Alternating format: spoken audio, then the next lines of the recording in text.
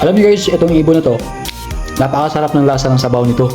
At saka, mahirap palambutin kasi sobrang tanda na nito.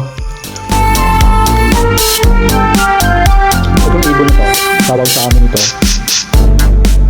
dun sa lugar namin, is puro wakwak. Sa yung iba naman, ang tawag, ipugas. Pero lahi ito sa mga tikling.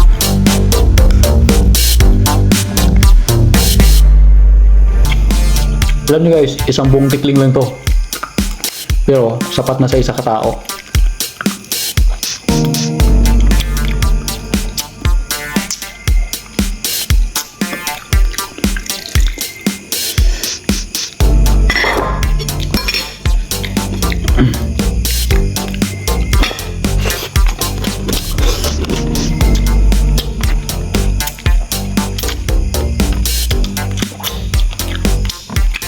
At saka guys, habang kumakain ako, umiinom ako ng cacao wine.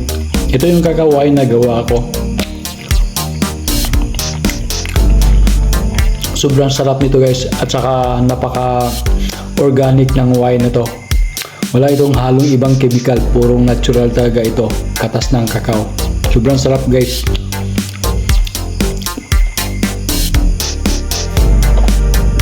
Alam nyo guys, itong cacao wine, amazing talaga ang lasa nito. Ang sarap.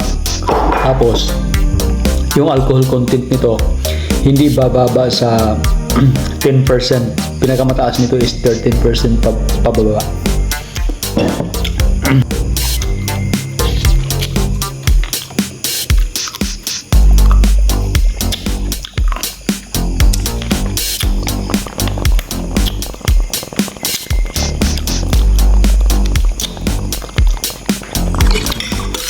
Grabe, busog-busog na talaga ako guys. Pero hindi ko pa naubos yung buong tikling. Ang taba kasi.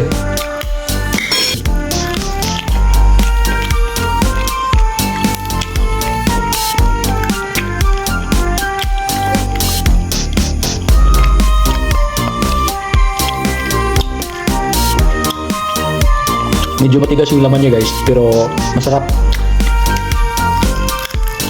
Kakaiba yung lasa ng karne compare sa ibang karne ng mga ibon tulad ng manok.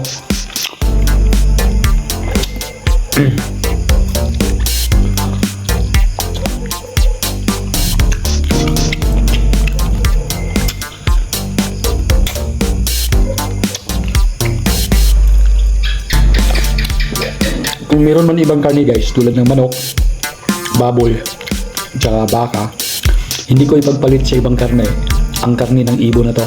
Dahil sobrang sarap nito. At saka napaka-organic din ng ibon na to.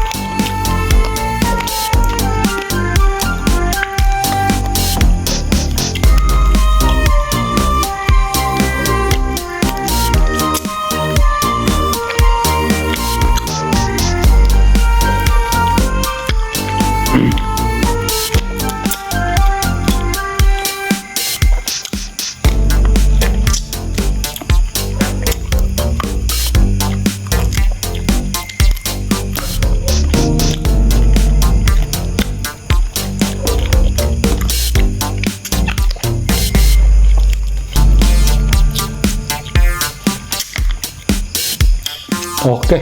Tapos guys, ang sobrang sarap ng pagkain ko.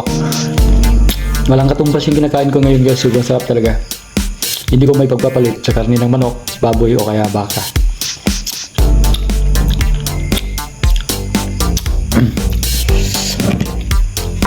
Tapos, Huntsman wine. Ito yung cacao wine.